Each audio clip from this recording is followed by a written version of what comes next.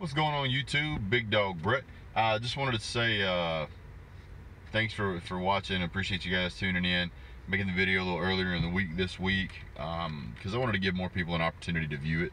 So first, if this is your first time seeing me, thanks so much for joining the channel. I go over college football, mostly Georgia football, and kind of review what I think the upcoming game is going to be like. And I talk about the spread and the score. I'm trying to get up to 500 subscribers by the end of the season. I really appreciate you guys' help. Picked up about 70 here in the past 2 weeks, so that's really helping out a lot. If we could get you guys to hit that like and subscribe button, it would be awesome. If not, hey, you guys are always welcome to come back and join in the channel.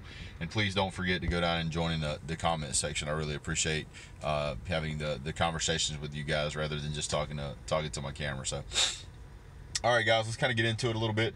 Going over the UGA versus LSU game coming up on October 13th at 3:30 in the afternoon. This game is probably going to be one of the most touted games that you're going to see this weekend. A lot of people are going to be watching this game. And the big question is can Georgia beat LSU, or is Georgia overhyped? Or is LSU underrated, or all three? So a lot of questions here. Georgia goes to Baton Rouge to play LSU. And that's an absolutely fired up environment, and it's one of the places where Georgia fans rarely get to go and see their team play. Now, I will say that in the past, Georgia has done a pretty good job on the road. The only road game that we've lost in the past, well, all of this season and all of last season, was in Auburn and the national championship, which was a neutral site, technically. So out of all the games we've played, we really only lost one away game at somebody's home. So that, to me, lends a lot of credibility to Georgia and the ability to play on the road and deal with the adversity. So Georgia's obviously very used to playing in hostile environments. Kirby Smart's used to playing in hostile environments, coaching in hostile environments. So I can expect the team to be prepared. Looking at Georgia last week, I saw really quite an uptrend, an uptick in Georgia's efficiency. Jake Fromm looked much better last week. I mean, it was just night and day difference between Jake Fromm. It looked like the Jake Fromm of old, which is what we're going to need here against LSU. And the great thing is that we know that Jake Fromm can absolutely step up and handle any kind of pressure you put on him, and he's proved that multiple times. So going into a hostile environment with a seasoned guy makes me feel a lot better, especially with the intensity that he was playing with last week. I saw him step up in the pocket, which is one of the things I kind of made some comments about that I wanted to see him do. And I think he's done a really good job of being able to make that adjustment, make that change, and start stepping forward and growing as a quarterback. So let's talk about LSU a little bit. LSU's actually been doing pretty well this season. I'm going to go in and look at some of their. We're gonna talk about some of their stats. So let's do this. There's too many stats for me to just remember, guys. I'm no football god. So what I usually do is I'll go in and I'll review a lot of the stats before we fire up the video here and kind of have some talking points to reach out that I just want to talk on. And then I kind of dive into some of the stats and cover what I think is important information rather than just throwing a bunch of stuff out there. So all right, so let's go back and look at their last 5 games, which is every game this season so far with the exception of one.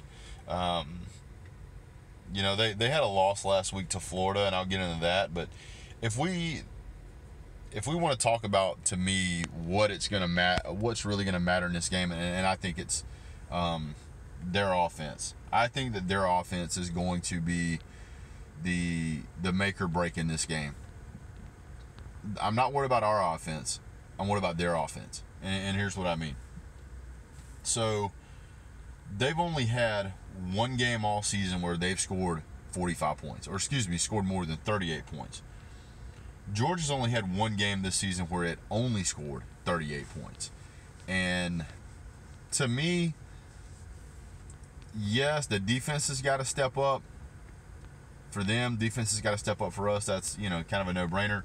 But at the end of the day, no matter who they played, if the best that they could produce was 45 points against Ole Miss, which, by the way, has a terrible defense, I think they're going to have a hard time getting anywhere near that on Georgia. Do I foresee them getting 20 points, 21 points?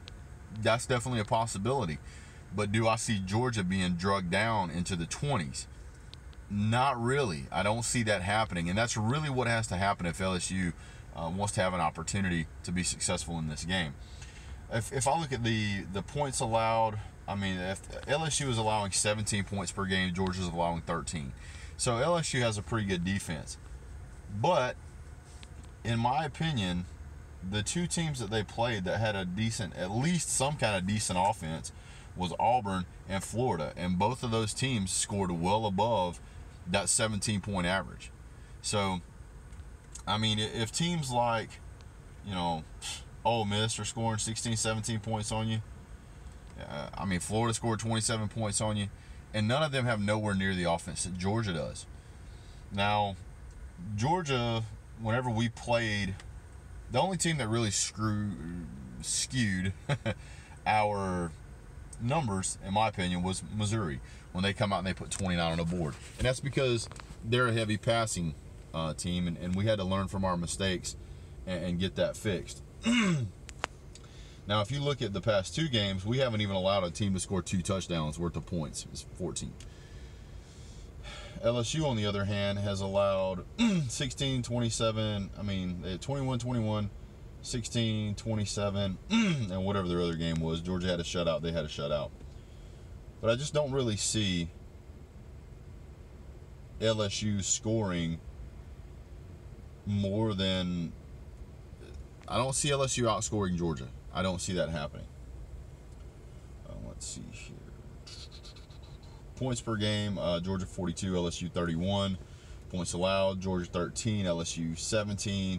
Total yards. The average per game for Georgia is almost 500 yards. It's 485. LSU is about 400. It's 392 yards. So there's a pretty substantial difference. Both teams are pretty well balanced as far as passing yards versus rushing yards, and to me, that's the only concern. Missouri was a much better passing team as far as yards per game, from what I can find, but I just don't see how LSU is going to pass enough to be able to outscore Georgia. Again, I think it's going to be one of those things where, maybe we get bit a couple of times in the first half, but Georgia's only trailed one time this entire year as far as, in any game, and that was against Vandy last week, and it lasted every bit of about 15 seconds. So Georgia definitely doesn't have a problem coming out and playing and getting up on the scoreboard. I know as Georgia fans, we want to see more intensity and more physicality, and this is definitely going to be a physical game. This is going to be a game where you see, or should see, a very aggressive football game. I'm excited to see that Georgia's going to be out there and play a competent opponent. And keep in mind that up until last week when they lost to Florida, and they didn't lose by much, they were ranked number 5.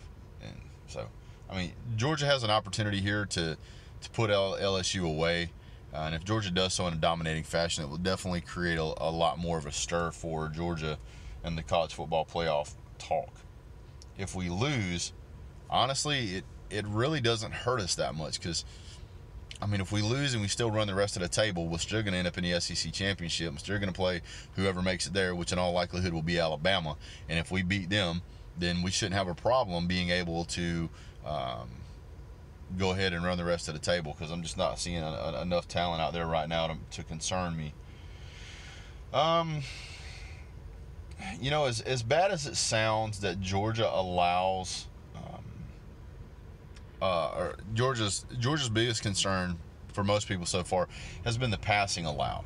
Georgia's not as great in stopping the run game as we used to be, or at least it appears that way, and that's mainly because we don't have Roquan Smith. But LSU is worse. LSU is giving up 221 yards per game in passing. That is devastating when you have a team like Georgia who has 2 quarterbacks that can throw, like Jake Fromm and like Justin Fields. I think Justin Fields can bring a dynamic to this game. It's going to force LSU to have to train for 2 quarterbacks. And that's going to make life difficult based on who's in the game and what is the mental awareness and acuity of these football players.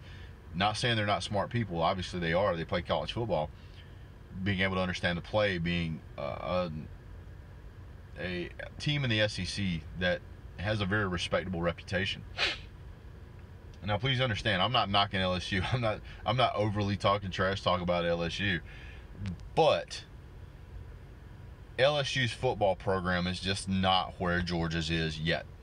I'm glad to see them rebuilding. I'm glad to see them getting better.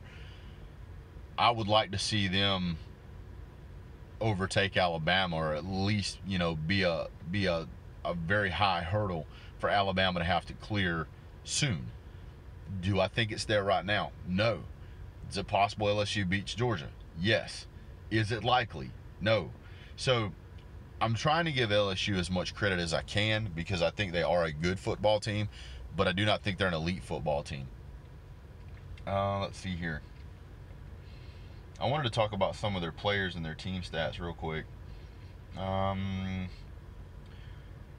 it's always my pleasure to butcher names, and I do a good job of it. That's sarcasm if you can't tell, but I do a good job of butchering names. The guy's name is Brossette, and every time I see his name I think of bruschetta. So you know, he's got 118 carries, which is a lot, and he's got 576 yards. That's not that great. It's okay. It's not great. That's a lot of carries, guys. He does have 8 touchdowns. If you compare him to Evander Holyfield, who has 58 carries, which is, you know, almost exactly half, Holyfield has 432 yards. So he's 140 yards short of the amount of yards that Brossette or Brazier has, but he has 58 carries. So he has half, but he's not far off of actually being at that number. You know, put it to you this way. If he had another 58 carries, which is ridiculous to think you'd have to have another 58 carries, basically Holyfield could play the rest of the season, might not have as many carries as Bruschetta has, and he would still have 300 more yards than this guy. That should tell you the kind of caliber that you're looking at as far as running backs go.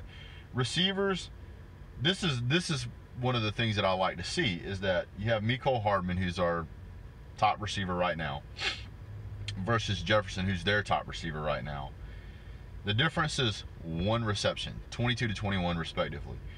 The difference in yardage is 335 yards to 345 yards respectively. So a 10-yard difference with one less catch, excuse me. But Mecole Hardman has 4 touchdowns. Jefferson only has 2. So the reception ability is pretty much similar. If we look at the quarterback, this is also really close. Jake Fromm is 1,200 yards. Burrow is 1,215. Both have 2 interceptions. Jake Fromm has 12 touchdowns. Burrow has 6. So while the numbers are similar in some aspects, you can see big jumps and big gaps in other places. The spread on this game is 7 points, which I think is pretty ridiculous, and I don't see an over-under number right now, because really I don't think anybody knows what they could pick or should pick. But my opinion is this: I think Georgia's going to go down there. You're going to see that they're going to have to contend with 2 quarterbacks. Seeing Justin Fields in the background has many times made it very difficult for the defense to know what to do. You're probably going to see Ed Abidjan-Ramalama have to call a timeout at some point, because we've put Justin Fields in there, and this guy's either have the wrong formation or the linebackers get froze up because Justin Fields is standing back there. And that's a difficult thing to have to deal with. So the moment that you have a linebacker froze up and he doesn't know whether he should spy Justin Fields, do his normal breakdown on a running back or a tailback or a tight end, or back up to prepare for a pass across the middle to a tight end. So there's a lot of different things that come into play. And if Justin Fields plays good, you could see him come in and absolutely destroy LSU. Now, if LSU comes out and they're going to try to run away with the passing game. DeAndre Baker's probably going to be out there, and that's going to be difficult. I don't think that LSU has faced cornerbacks as good as DeAndre Baker, and probably haven't faced anybody like Richard LeCount III. Florida has a couple of guys. I don't know if they're that talented yet. Watching the Florida game, it was a slugfest, and it was a great game to watch. So I don't know if LSU is going to be able to come out and play with that same kind of intensity. Typically, when you have a hard game like that and you lose, it's demoralizing, and then you lose, you get knocked down, and then you look up, and the next team on your schedule is Georgia. You know they're ranked number 2. You know that they barely lost the national championship last year. You know it's the same quarterback. You know that they've got a stable of running backs. You know that their defense is getting better. They fully expected to beat the brakes off of Florida. They fully expected that. And they came out and they had a fight on their hands. And now you were thinking that you were going to beat Florida and then roll in back home with some momentum over Georgia. Now all that's gone. All that disappears. Georgia's the one with the momentum. And traditionally, in the past, once LSU has lost a game that's important to them, the performance suffers. Now, I'm not saying that it's going to suffer this time, but I'm saying if it follows the same trend, it's likely of that to happen.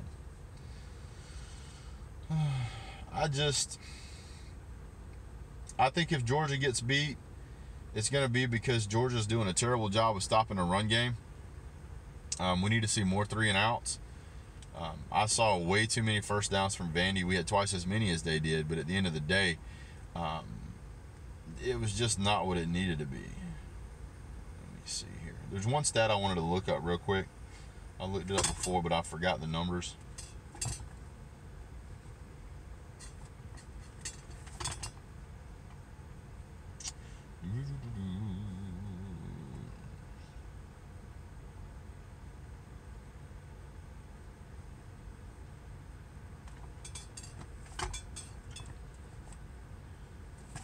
I got to get a better. I have to get a better stats guy on my staff. This guy's doing a terrible job of having this stuff pulled up like he's supposed to. Oh, so it looks like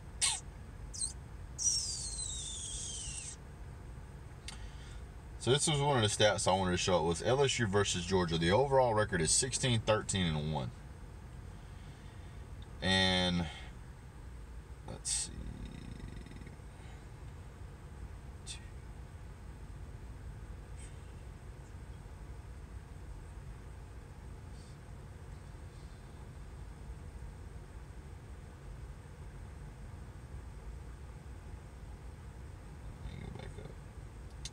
Last time we played them was in 2013. And Georgia beat them 44-41. Before that, it was 2011. LSU won 42-10. Before that, 09. LSU won 2013. So, I mean, you don't really see a trend in here of whether they do better at home or they do better away. You don't really see a trend of whether... most of these are SEC championship games. Looks like they've won 2. So they've won 2, and we've won 1 in SEC championships against each other. But pretty much every time it's been that way, it's been a blowout one way or the other. Most of these games are blowouts. Some of these games are 1-point deciders. So there's really not a lot of data here to suggest that this game is either going to be close or going to be a blowout. I mean, the data's just all over the place. So that lends me to believe it's going to be pretty difficult to predict a score on this. But I got to pick a score. I was pretty close on last week's numbers as well, as far as the game goes. What is going on with this thing? Okay, so I try to weigh in the mentality. I try to weigh in where the team's mind is at, where the crowd's at, how's performance going, where's momentum at, top players, worst players, best players, whatever. We do have a lineman who's questionable who may play, Solomon Kinley. Can't even talk. But let's say the spread just went to 7.5. Just went up. Interesting. Like right now, as checking it, it just went up. And it's probably going to go up. I would probably say the spread's going to go to 9. 8.5 to 9 before it's all said and done as we get closer in the week. But, my thought is this. If LSU goes in and they score their average number of points, which I really don't see that happening. I think once they play a defense, I think that's going to slow down. They played Florida. They only had 19 points. They played Auburn. They had 22 points. I don't foresee that when they play a team with a good defense, that they're going to get 40 points. And that's pretty much what you're going to have to beat Georgia. I mean, you might as well go over there. If Georgia scores the least amount of points it's scored all season, which is 38, you still got to have 39 to beat them. Georgia's best offense that we played so far, which is Missouri, which I don't know that LSU's is better, but let me see here. There's one more thing I wanted to look up real quick. Okay, so they played Miami and they only scored 33 points on Miami. I just don't think the offense is strong enough to overcome Georgia's defense. I just don't. Is it going to be a killing? Yeah, it's going to be a killing. Georgia's going to show up. I think Georgia's going to hang 36 points on the board. I think LSU's going to be around 21. It's more than a two possession score. The reason I say that is because I believe Georgia's numbers on the offense are glaringly undersided. Georgia has the opportunity to go out and play a heavy-hitting team, still score 40 points.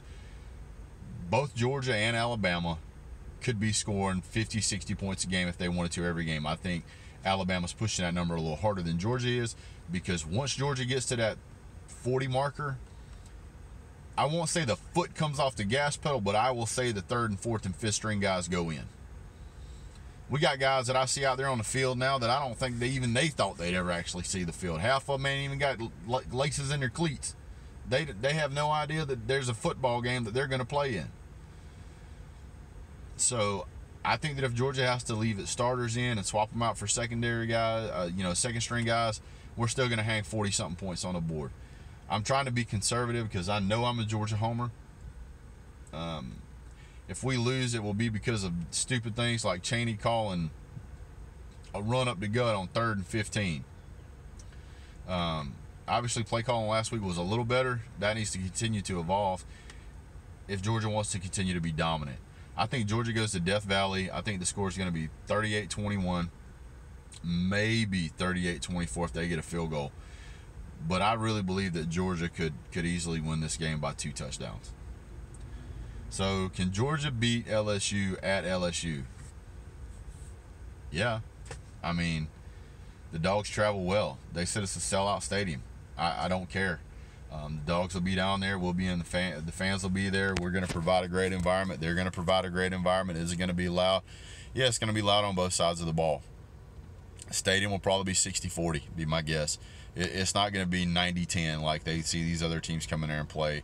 It's not going to be, it's going to be pretty well even as far as fans go. This is a big game. A lot of fans have been looking forward to this game. If you don't believe that, jump on some of these ticket sites and look at the price of the tickets. Price of the tickets are extremely high, and that's because this is the first big SEC game that Georgia's went to play in. Yeah, we've played South Carolina. Yeah, we've played Missouri. Yeah, we've played Tennessee. But this is just a stepping stone. You can absolutely bet that Kirby Smart has had the conversation with his team not to look past this game. To look at this game, and by the way, yeah, we played Vandy, but I don't think they're that good either. This is a stepping stone to prove to ourselves and our fans that we're a national championship caliber team. If you jump on half of these websites and you look and say who's a national, who's going to be in the college football playoffs, everybody's saying Alabama, Notre Dame, Ohio State, and Penn State, or whoever else. But they're not talking about Georgia because they don't believe that Georgia can beat Alabama in the SEC championship. I guarantee you Kirby Smart is using that for fuel, and should be.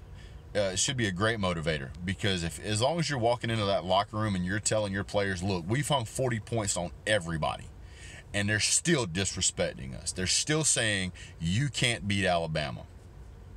That's a great motivator, because if you want to be the national champion, you've got to beat Alabama. You've got to. And so Georgia is probably looking at this as a very, very strong indicator that we need to get out there and absolutely demolish LSU. This is going to be a physical football game. I don't know if LSU is deep enough to stay with Georgia the whole game. I think that it's going to be probably a touchdown difference at the half. And then after that, Georgia's going to start picking up and walking away with it. So, all right, guys, that's it for me. Thanks so much for watching. I really appreciate you guys' support.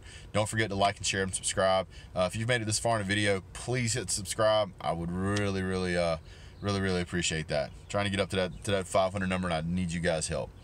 Again, it's going to be a killing. 38-21, Dogs on top. And as always, God bless. Go Dogs.